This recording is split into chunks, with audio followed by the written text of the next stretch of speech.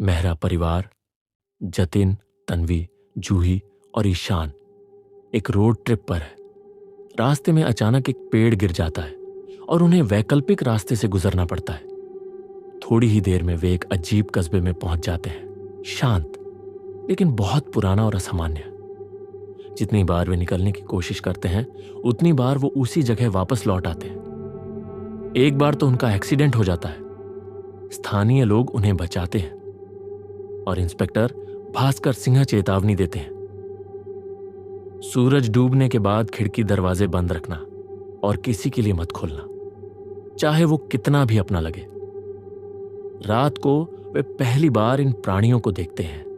इंसानों की तरह दिखते हैं, मीठी आवाज में दरवाजा खोलने को कहते हैं, लेकिन दरवाजा खुलते ही वे किसी का भी दर्दनाक कत्ल कर देते हैं। पूरी बस्ती डर के साए में जी रही है। तिलिस्मानी पत्थरों की मदद से लोग अपने घरों को सुरक्षित रखते हैं। तन्वी को लगता है इस कस्बे की बनावट अजीब है, जैसे ये किसी डिजाइन के हिसाब से बना हो। वहीं ईशान को रहस्यमयी सपने और आवाजें आने लगती हैं। वह उन प्राणियों की मौजूदगी पहले से महसूस कर सकता है। विराज नामक रहस्यमयी व्यक्ति बताता है कि वो बचपन से यहां फंसा है और यह जगह समय के बाहर है, ना आगे जाती है ना पीछे। सारला, जो मानसिक रूप से अस्थिर है, कहती है उसे कोई आदेश देता है कि क्या करना है।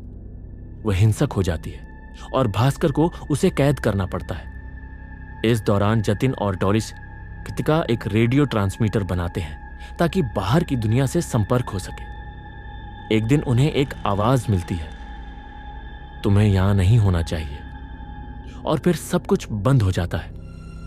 दया और फादर कबीर कस्बे की एकता बनाए रखने की कोशिश करते हैं, क्योंकि कुछ लोग नियमों से बगावत कर रहे हैं। जूही भी विद्रोह करती है और दया के साथ रहना चाहती है, जहां आजादी है लेकिन खतरा भी। तन्वी को कस्बे की पुरानी इमारतों में अजीब निशान और कोड मिले हैं। वो समझने लगती है कि यह कोई साधारण कस्बा नहीं, शायद कोई प्रयोगशाला या कोई दंडित संसार है। एक रात तूफान आता है।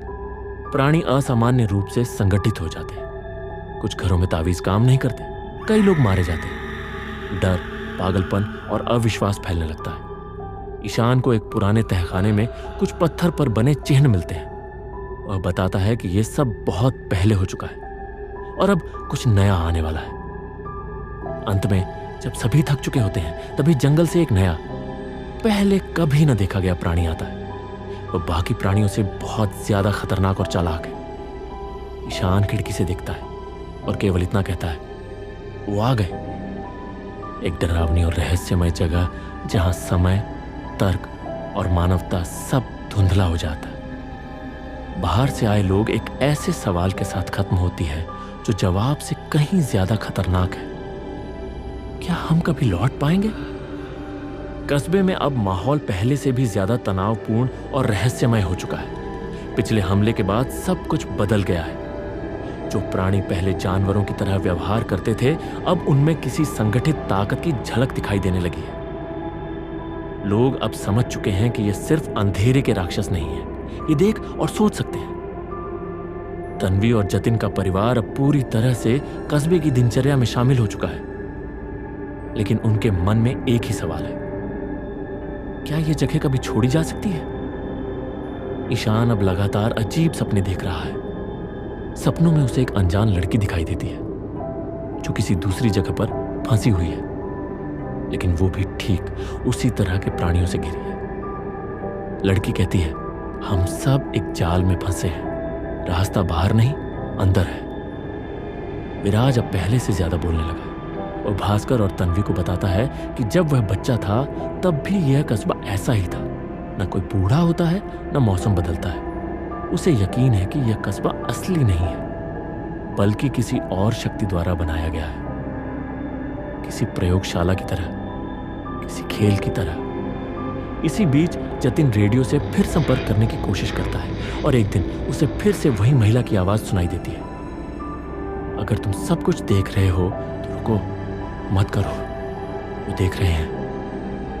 उसके तुरंत बाद सिग्नल कट जाता है, लेकिन जतिन और तन्वी समझ जाते हैं कि कोई कहीं ना कहीं उन्हें देख रहा है और यह कस्बा सिर्फ एक जगह नहीं है, एक मंच है। दूसरी तरफ कुछ लोग अब विद्रोह पर उतर आए हैं। दया और उसकी टोली अब भास्कर सिंह की सख्त नियमों वाली व्यवस्था से तंग आ चुके हैं। वो कहते हैं कि डर के साए में जीने से अच्छा है बाहर निकलने की कोशिश करना। वे एक पुरानी सुरंग खोजते हैं जो शायद जंगल के पार जाती है। जूही भी उनके साथ चली जाती है। जब वे सुरंग में घुसते हैं वहां कुछ अजीब जीव मिलते हैं, बिल्कुल चुप, बिना चेहरे के जैसे, लेकिन आंखों से जलन जैसी रोशनी निकलती है। उनमें से एक जीव जूही के माथे को छूता है और वह तुरंत बेहोश होकर गिर जाती है। उसे वापस लाया जाता है, लेकिन अब उसमें कुछ बदल गया है। वह खामोश है, उसकी आंखें खाली हैं, जैसे वो अंदर से कोई और बन गई हो। भास्कर, फादर कबीर और तन्वी मिलकर कस्बे के पुराने रिकॉर्ड और नक्शे खंगालते हैं। वे एक गुप्त तहखाना ढूंढ निकालते हैं जहां दीवारों पर अजीब प्रतीक बने हैं जिनका संबंध ईशान के सपनों से भी है। कबीर कहता है कि यह सब संकेत है। ये प्राणी केवल भौतिक नहीं, आध्यात्मिक भी है। वो मानने लगते हैं कि यह कस्बा कोई भौगोलिक स्थान नहीं, बल्कि किसी पाप या कर्मफल की सजा है, एक परीक्षा जो ये देख रही है कि कौन टूटता है और कौन टिकता है। इस दौरान सारला, जो पिछले सीजन से कैद में थी, अब अजीब हरकतें करने लगी है। वह रात को बोलती है, दरवाजा खोल दो, वो अब अलग हैं, वो अब भीतर से बुला रहे हैं। एक रात अचानक कस्बे की सारी तावीजें काम करना बंद कर देती हैं। सभी प्राणी एक साथ हमला करते हैं, लेकिन इस बार वे घरों के अंदर घुसने की कोशिश नहीं करते। वे देखते हैं, खड़े रहते हैं, जैसे किसी आदेश का इंतजार कर रहे हो। पूरी बस्ती चुप है। लोग दरवाजों की दरार से झांकते हैं और देखते हैं कि एक नया प्राणी उनके सामने खड़ा है। लंबा, साया जैसा। उसका चेहरा नजर नहीं आता, लेकिन उसकी मौजूदगी से सभी कांप उठते हैं। ईशान अचानक चिल्ला उठता है, ये वही है जो सपनों में आता था। ये सबका रचयिता है। अगली सुबह कस्बा जला हुआ है। कई घर राख हो चुके हैं। कुछ लोग गायब हैं, कुछ पागल हो चुके हैं। लेकिन उस नए प्राणी ने किसी को नहीं मारा, सिर्फ देखा। बस उसकी उपस्थिति से ही लोग टूट गए। फादर कबीर अपनी डायरी में लिखता है, ये कोई कैद नहीं, ये एक प्रयोग नहीं, ये एक दर्पण है। जो जैसा है उसे वैसा ही दिखाया जा रहा है और हम सब अब खुद से भाग नहीं सकते। कस्बे में अब पूरी तरह से मौन और डर का माहौल है। पिछले हमले के बाद से ही कई लोग लापता हैं। कुछ अब वापस आए हैं, लेकिन वे पहले जैसे नहीं रहे। उनके व्यवहार में शून्यता है, आंखों में कोई भाव नहीं और वे बोलते बहुत कम है।